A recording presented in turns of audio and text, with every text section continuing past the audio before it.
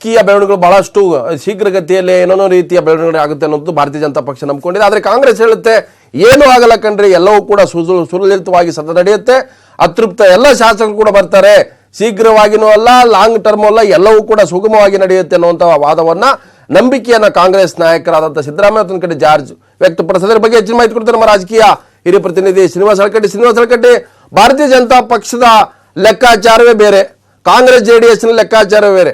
ಕಾಂಗ್ರೆಸ್ ನಾಯಕರಂತ ಸಿದ್ದರಾಮಯ್ಯ ಒಂದ್ ಕಡೆ ಜಾರ್ಜ್ ಹೇಳ್ತಾರೆ ನಿಮಗೆ ನಂಬಿಕೆ ಇದ್ರೆ ಅವಿಶ್ವಾಸ ನಿರ್ಣಯ ಮಂಡಿಸಲಿ ಅನ್ನೋದು, ಮತ್ತೊಂದು ಕಡೆ ಯಾವುದೇ ಅತೃಪ್ತ ಶಾಸಕರು ಗೈರುಹಾಜರಾಗಲ್ಲ. ಯಡಿಯೂರಪ್ಪನವರು ಹೇಳ್ತಾರೆ ನಾಡಿದ್ದು ನೋಡಿ ಬಂಡವಾಳ ಬಯಲಾಗುತ್ತೆ. ಅಂದ್ರೆ ಆಪರೇಷನ್ ಬಹಳ ಭಿನ್ನವಾಗಿ ಒಂದು ಕಡೆ ನಡೀತಾ ಇದೆ, ಆಡಳಿತಾರೂಢ ನಾಯಕರ ಆಪರೇಷನ್ ಬಹಳ ಭಿನ್ನವಾಗಿ, ಅಂದ್ರೆ ಎರಡೂ ಕೂಡ ಅವರವರದೇ ಆದಂತ ನಂಬಿಕೆಯ ಲೋಕದಲ್ಲಿ ವಿಹರಿಸ್ತಾ ಇದಾರ ಅಂತ. ಖಂಡಿತವಾಗಿಯೂ ಲಕ್ಷ್ಮಣ್, ಒಂದು ಕಡೆ ಸರ್ಕಾರಕ್ಕೆ ಏನೂ ಆಗಲ್ಲ, ಬಜೆಟ್ ಮುಖ್ಯಮಂತ್ರಿ ಕಾಂಗ್ರೆಸ್ ಮುಖಂಡ ನಾನು ಮತ್ತೆ ಸಂಪರ್ಕ ಮಾಡ್ತಾ ಇದ್ದೀನಿ, ಯಾಕಂದ್ರೆ ವಿಧಾನಸೌಧದಲ್ಲಿ ಆಗಿರ್ತಕ್ಕಂಥ ಇವತ್ತಿನ ಏನು ಬೆಳವಣಿಗೆಗಳಿದಾವೆ, ರಾಜ್ಯಪಾಲರ ಏನು ಭಾಷಣಕ್ಕೆ ಅಡ್ಡಿ ಮಾಡಿರ್ತಕ್ಕಂಥದ್ದು, ಕೇವಲ 5 ನಿಮಿಷದಲ್ಲಿ ಭಾಷಣವನ್ನು ಮಟ್ಟಕ್ಕೆ ಮಾಡಿರ್ತಕ್ಕಂಥದ್ದು, ನಂತರ ನಡೆದಂತ ವಿದ್ಯಮಾನಗಳು. ಈಗಷ್ಟೇ ಬಿಜೆಪಿ ರಾಜ್ಯಾಧ್ಯಕ್ಷ BS ಯಡಿಯೂರಪ್ಪ ಸ್ಪಷ್ಟವಾಗಿ ಹೇಳಿದ್ರು, ನಾವು ರಾಜ್ಯಪಾಲರಿಗೆ ದೂರು ಕೊಡಲ್ಲ, ಈ ಸರ್ಕಾರದಲ್ಲಿ ಕಾಂಗ್ರೆಸ್ನ ಅತೃಪ್ತ ಶಾಸಕರೇ ಈ ಸರ್ಕಾರ ಬೇಡ ಅಂತ ಹೇಳ್ತಾ ಇದ್ದಾರೆ.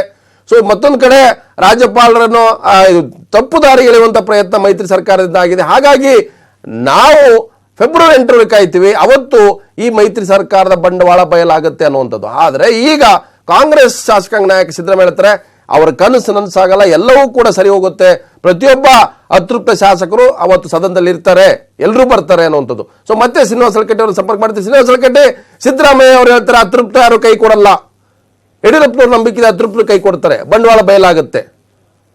ಶ್ರೀನಿವಾಸ ಹಳಕಟ್ಟಿ. ಲಕ್ಷ್ಮಣ್, ಪ್ರಮುಖವಾಗಿ ಸರ್ಕಾರ ಬಜೆಟ್ ಮಂಡಿಸುತ್ತೆ ಅಂತಕ್ಕಂಥ ವಿಶ್ವಾಸನ ಕಾಂಗ್ರೆಸ್ ಮುಖಂಡರು ವ್ಯಕ್ತಪಡಿಸ್ತಾ ಇದ್ದಾರೆ. ಆದ್ರೆ ಬಹುಮತ ಇಲ್ಲದೆ ಸರ್ಕಾರ ಬಜೆಟ್ ಅನ್ನ ಯಾವ ರೀತಿ ಮಂಡಿಸುತ್ತೆ ನಾವು ನೋಡೇ ಬಿಡ್ತೀವಿ ಅಂತಕ್ಕಂಥ ಒಂದು ಸವಾಲನ್ನ ಬಿಜೆಪಿ ಮುಖಂಡರು ಹಾಕಿದ್ದಾರೆ. ಆದ್ರೆ ಇದೇ ಒಂದು ಸಂದರ್ಭದಲ್ಲಿ ನೀವು ರಾಜ್ಯಪಾಲರನ್ನ ಭೇಟಿ ಮಾಡ್ತೀರಾ ಅಥವಾ ಅವಿಶ್ವಾಸ ನಿರ್ಣಯವನ್ನು ಮಂಡಿಸ್ತೀರಾ ಅಂತಕ್ಕಂಥ ಒಂದು ಪ್ರಶ್ನೆಗೆ ನಾವು ರಾಜ್ಯಪಾಲರನ್ನು ಭೇಟಿ ಆಗಲ್ಲ, ಅವಿಶ್ವಾಸ ನಿರ್ಣಯವನ್ನು ಮಂಡಿಸಲ್ಲ, ಆದ್ರೆ ಸರ್ಕಾರ ಬಜೆಟ್ ಅನ್ನ ಮಂಡಿಸೋದಿಲ್ಲ, ಬಹುಮತ ಇಲ್ಲದೆ ಇರೋ ಸರ್ಕಾರ ಬಜೆಟ್ ಅನ್ನ ಹೇಗೆ ಮಂಡಿಸುತ್ತೆ ಅಂತಕ್ಕಂಥ ಪ್ರಶ್ನೆಯನ್ನ ಬಿಜೆಪಿ ಮುಖಂಡ ಯಡಿಯೂರಪ್ಪನವರು ಪ್ರಶ್ನೆ ಮಾಡ್ತಾ ಇದ್ದಾರೆ. ಅಂದ್ರೆ ಏನು ಇವತ್ತು ರಾಜ್ಯಪಾಲರ ಒಂದು ಭಾಷಣ ಸಂದರ್ಭದಲ್ಲಿ ಏನು ಮೈತ್ರಿ ಸರ್ಕಾರಕ್ಕೆ ಒಂದು ದೊಡ್ಡ ಶಾಕ್ ಅನ್ನು ಕೊಟ್ಟರು, ಅದೇ ರೀತಿಯಾಗಿನೇ ಒಂದು ಬಜೆಟ್ ಮಂಡನೆ ಸಂದರ್ಭದಲ್ಲೂ ಮೈತ್ರಿ ಸರ್ಕಾರಕ್ಕೆ ಒಂದು ದೊಡ್ಡ ಶಾಕ್ ಅನ್ನು ಕೊಡೋ ನಿಟ್ಟಿನಲ್ಲಿ ಬಿಜೆಪಿ ಚಿಂತನೆ ನಡೆಸಿದೆ. ಅಂದ್ರೆ ಬಜೆಟ್ ಕೂಡ ಮಂಡಿಸಲಿಕ್ಕೆ ನಾವು ಅವಕಾಶವನ್ನು ಕೊಡಬಾರದು ಮತ್ತು ಬಜೆಟ್ ಪಾಸ್ ಆಗಲಿಕ್ಕೆ ಕೂಡ ನಾವು ಅವಕಾಶವನ್ನು ಕೊಡೋದಿಲ್ಲ ಅಂತಕ್ಕಂಥ ಒಂದು ಚರ್ಚೆ ಕೂಡ ಬಿಜೆಪಿ ನಡೆದಿದೆ. ಇದೀಗ ಯಡಿಯೂರಪ್ಪನವರ ಒಂದು ಕಚೇರಿಯಲ್ಲಿ ಬಿಜೆಪಿ ಶಾಸಕರು ಒಂದು ಸಭೆಯನ್ನು ಮಾಡ್ತಾ ಇದ್ದಾರೆ. ಬಜೆಟ್ ಮಂಡನೆ ದಿವಸ ನಾವು ಕಲಾಪದಲ್ಲಿ ಯಾವ ರೀತಿ ಹೋರಾಟವನ್ನು ಹಮ್ಮಿಕೊಳ್ಬೇಕು, ಬಜೆಟ್ ಮಂಡನೆಗೆ ಅವಕಾಶವನ್ನು ಕೊಡಬೇಕಾ ಅಥವಾ ಕೊಡಬಾರ್ದ ಅಂತಕ್ಕಂಥ ಒಂದು ನಿಟ್ಟಿನಲ್ಲಿ ಅವರು ಸಭೆಯನ್ನು ನಡೆಸ್ತಾ ಇದ್ದಾರೆ. ಆದ್ರೆ ಈ ಒಂದು ಸಂದರ್ಭದಲ್ಲಿ ಏನೂ ಆಗಲ್ಲ, ಬಿಜೆಪಿ ಮುಖಂಡರು ಭ್ರಮೆಯಲ್ಲಿದ್ದಾರೆ. ಮುಖ್ಯಮಂತ್ರಿ ಕುಮಾರಸ್ವಾಮಿ ಅವರು ಬಜೆಟ್ ಅನ್ನು ಮಂಡಿಸ್ತಾರೆ ಅಂತಕ್ಕಂಥ ವಿಶ್ವಾಸವನ್ನ ಕಾಂಗ್ರೆಸ್ ಮುಖಂಡರು ವ್ಯಕ್ತಪಡಿಸ್ತಾ ಇದ್ದಾರೆ. ಆದ್ರೆ ಅಂತಿಮವಾಗಿ ಬಜೆಟ್ ಮಂಡನೆ ದಿವಸ ವಿಧಾನಸಭೆ ಕಲಾಪದಲ್ಲಿ ಕಂಡು ಬಂದಿರತಕ್ಕಂಥದ್ದು ಒಂದು ದೃಶ್ಯ ಬಹಳ ಗಮನ ಸೆಳೆದಿರತಕ್ಕಂಥದ್ದು, ಸ್ವತಃ CM ಕುಮಾರಸ್ವಾಮಿ ಅವರು ಯಾವ ರೀತಿ ಟೆನ್ಷನ್ಗೀಡಾಗಿದ್ದಾರೆ, ಆತಂಕದಲ್ಲಿದ್ದಾರೆ ಅನ್ನುವಂಥದ್ದು ಒಂದು ದೃಶ್ಯ. ಅಂದ್ರೆ ಕುಮಾರಸ್ವಾಮಿ ಮತ್ತೊಂದು ಕಡೆ ಸಿದ್ದರಾಮಯ್ಯ ಪಕ್ಕ ರೇವಣ್ಣ ಕೂತಿರ್ತಕ್ಕಂಥದ್ದು, ಅಲ್ಲಿ ಕುಮಾರಸ್ವಾಮಿ ಅವರು ಬಂದು ಸಿದ್ದರಾಮಯ್ಯ ಅವ್ರ ಜೊತೆ ಮಾತಾಡ್ತಾ ಇರ್ತಕ್ಕಂಥದ್ದು, ಆ ದೃಶ್ಯ ಕೂಡ ಇದೆ, ನಮ್ಮ ಹತ್ರ ಇದೆ ಅದು. ಸೊ ಎಲ್ಲೋ ಒಂದು ಕಡೆ ಇವತ್ತಿನ ಕಲಾಪದಲ್ಲಿ ಏನೂ ಆಗಲ್ಲ, ನಾಳೆ ಕೂಡ ಶಾಸಕರ ಗೈರುಹಾಜರು ಏನೂ ಆಗಲ್ಲ. ಫೆಬ್ರವರಿ 8 ಏನಿದೆ ಅದು ಡೂ ಆರ್ ಡೇ ಅನ್ನೋದು ರಾಜಕೀಯವಾಗಿ, ಯಾಕಂತಂದ್ರೆ ಅವತ್ತೇನಾದ್ರೂ ಶಾಸಕರು ಅತೃಪ್ತರು ಗೈರುಹಾಜರಾದ್ರೆ ಅವತ್ತಿದೆ ಸಮಸ್ಯೆ, ಅವತ್ತು ಆಗಿ ಶುರು ಆಗುತ್ತೆ ಕಂಟಕ ಅನ್ನೋದು. ಆದ್ರೆ ಇವತ್ತು ಗೈರುಹಾಜರಾದ್ರೆ ಏನೂ ಆಗಲ್ಲ, ಒಂದು ಮೆಸೇಜ್ ಪಾಸ್ ಆಗುತ್ತೆ, ಅತೃಪ್ತಿ ಅನ್ನುವಂಥದ್ದು ಇವತ್ತು ಸದನದ ಗೈರುಹಾಜರಿ ಮೂಲಕ ಆ ಶಾಸಕರು ಮಾಡಿದ್ದಾರೆ. ಹಾಗಾದ್ರೆ ಫೆಬ್ರವರಿ 8 ಲೆಕ್ಕಾಚಾರ ತೆಗೆದುಕೊಂಡ್ರೆ ಭಾರತೀಯ ಜನತಾ ಪಕ್ಷಕ್ಕೆ ನಂಬಿಕೆ ಇರತಕ್ಕಂಥದ್ದು ಅತೃಪ್ತರು ಕೈ ಕೊಡ್ತಾರೆ ಅನ್ನೋದು.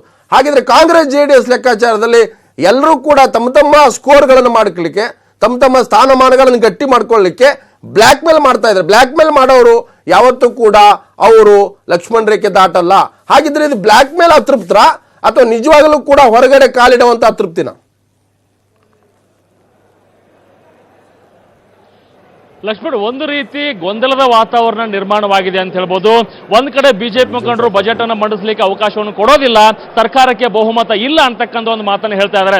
ಇವತ್ತಿನ ಅಧಿವೇಶನದಲ್ಲಿ ಬಿಜೆಪಿ ಮೈತ್ರಿ ಸರ್ಕಾರ ಕೊಟ್ಟಿರ್ತಕ್ಕಂಥ ಒಂದು ಶಾಕ್ ಏನಿದೆ, ಆ ಶಾಕ್ ನಿಂದ ಇನ್ನೂ ಕೂಡ ಮೈತ್ರಿ ಪಕ್ಷದ ಮುಖಂಡರು ಹೊರಗೆ ಬಂದಿಲ್ಲ ಅಂತಕ್ಕಂಥದ್ದು. ಅಂದ್ರೆ ಆಪರೇಷನ್ ಕಮಲ ಮಾಡೋದಿಲ್ಲ, ಸರ್ಕಾರವನ್ನ ಬಿಡಿಸೋದಿಲ್ಲ ಅಂತ ಪದೇ ಪದೇ ಹೇಳ್ತಾನೆ ಇವತ್ತು ರಾಜ್ಯಪಾಲರ ಒಂದು ಭಾಷಣಕ್ಕೆ ಅಡ್ಡಿಪಡಿಸಿರ್ತಕ್ಕಂಥ ಒಂದು ಬೆಳವಣಿಗೆ ಏನಿದೆ, ಇದು ಮೈತ್ರಿ ಸರ್ಕಾರಕ್ಕೆ ನುಂಗಲಾರದ ತುತ್ತಾಗಿದೆ. ಅಂದ್ರೆ ಬಜೆಟ್ ಮಂಡನೆ ಸಂದರ್ಭದಲ್ಲೂ ಕೂಡ ಇದೇ ರೀತಿಯಾಗಿ ಕಾಂಗ್ರೆಸ್ ಶಾಸಕರು ಏನಾದರೂ ಅಬ್ಸೆಂಟ್ ಆದ್ರೆ ಬಜೆಟ್ ಮಂಡನೆ ಆಗುತ್ತಾ ಅಂತಕ್ಕಂಥ ಒಂದು ಆತಂಕ ಇದೀಗ ಒಂದು ಮೈತ್ರಿ ಮುಖಂಡರಲ್ಲಿ ಇದೆ. ಅದೇ ಒಂದು ಕಾರಣಕ್ಕಾಗಿನೇ ಒಂದು ಸದನದಲ್ಲಿ ಏನೋ ಒಂದು ಬೆಳವಣಿಗೆಗಳಾಯಿತು.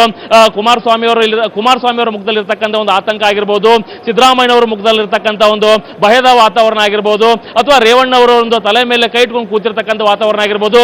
ಈ ಎಲ್ಲ ಬೆಳವಣಿಗೆಯನ್ನು ನೋಡಿದ್ರೆ ಬಜೆಟ್ ಮಂಡನೆ ಆಗುತ್ತಾ ಅಂತಕ್ಕಂಥ ಒಂದು ಅನುಮಾನ ಇದಕ್ಕೆ ಕಾಡ್ತಾ ಇದೆ.